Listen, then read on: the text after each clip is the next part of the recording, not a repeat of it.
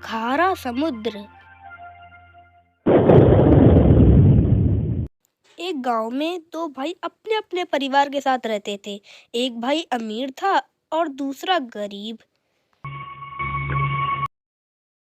दिवाली आई, सारे गांव में खुशियां मनाई जा रही थी।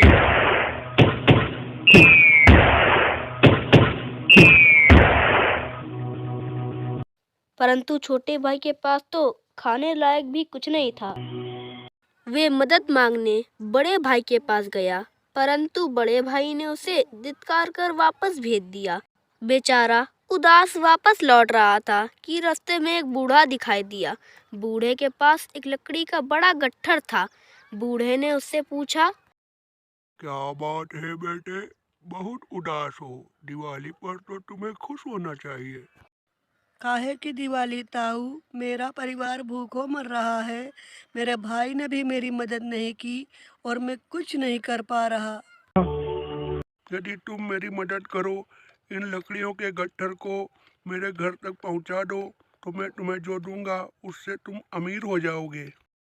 छोटा बूढ़े के पीछे चलता हुआ लकड़ियों के गट्ठर को बूढ़े के घर छोड़ आया। बूढ़े ने छोटे को एक मालपुआ दिया और बोला, जंगल में जाना तो वहाँ तुम्हें अजीब तरह के 3 पेड़ दिखेंगे। उसके पास देखोगे तो एक पत्थर की चट्टान होगी। ध्यान से देखोगे तो कोने में तुम्हें एक गुफा का मुंह दिखाई देगा। उसमें चले जाना। वहाँ 3 बोने रहते हैं। मालपुआ उन्हें बहुत पसंद है। वह उसे किसी भी कीमत पर छोड़ेंगे नहीं। तुम उनसे धन मत मांगना, बल्कि उनसे कहना कि मुझे अपनी पत्थर की चक्की दे दो। छोटा भाई गुफा में जा पहुंचा। मालपुए को देखकर एक बौना बोला, आहा, मालपुआ ये मुझे दे दो। इसके बदले में जो तुम चाहोगे मैं तुम्हें दे दूंगा। मुझे बस अपनी पत्थर की चक्की दे दो। चक्की लेकर जैसे ही छोटा चलने लगा, बौना बोला, इसे साधारण चक्की मत समझना। इसमें जो मांगोगे तुम्हें मिलता रहेगा। इच्छा पूरी होने पर इस पर लाल रंग का कपड़ा ढक देना, सामान निकलना बंद हो जाएगा। चक्की लेकर छोटा घर पहुंचा। पत्नी और बच्चे भूखे थे। उसने कहा, यहाँ पर एक कपड़ा बिछाओ। कपड़ा बिछाकर चक्की उसके ऊपर एक किनारे रखकर चक्की को घुमाकर छोटा बोला, चक्की चक्की चावल निकाल।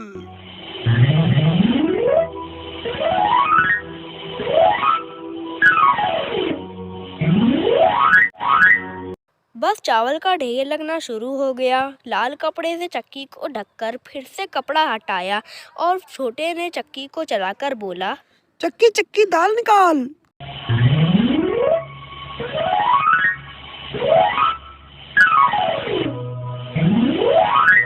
ढेरों दाल निकलती रही। थोड़ी देर में चक्की को लाल कपड़े से ढक दिया। दाल चावल पकाकर बड़े दिन बाद सबने पेट भर के खाना खाया और चैन की नींद ली। बचे हुए ढेरों चावल और दाल को लादकर छोटा अगले दिन बाजार में बेच आया और वापस आकर उसने फिर वही क्रम अपनाए और इस बार ढेरों गेहूं, चावल और भिन्न भिन्न दालें चक्की की मदद से निकाली और बाजार में जाकर ढेरों पैसे कमाए। दिन पे दिन वे अपने भाई से भी ज्यादा अमीर हो गया। चक्की की मदद से कभी घी, कभी तेल, कभी नमक, कभी मसाले, कभी बादाम, कपास उसे प्राप्त होता रहता था। बड़ा भाई छोटे भाई की खुशी देखकर जलने लगा। वह सोचने लगा कि थोड़े दिन पहले तो यह भूखों मर रहा था, अब इसके हाथ क्या लगा जो ये मुझसे भी ज्यादा अमीर हो गया। एक रात वह चुपके से छोटे के घर में छुप गया। सारा भेद उसके आगे खुल गया। अगले दिन जब छोटा बाजार सामान बेचने गया था तो उसका बड़ा भाई उसके घर पहुंचकर उसका चक्की चुरा कर निकल पड़ा और अपने परिवार के साथ कहीं दूर टापू पे बसने के इरादे से निकल पड़ा। समुद्र किनारे पहुंचकर उसने एक नाव खरीदी। सभी नाव में बैठ गए और टापू की ओर चल दिए। उसकी पत्नी हैरान थी कि एक बेकार सी चक्की लेकर उसका पति सारा घर बार छोड़कर हम सबको लेकर कहाँ चल दिया। बड़े भाई ने पत्नी की जिज्ञासा शांत करने के लिए चक्की को घुमाया और बोला, चक्की चक्की नमक निकाल।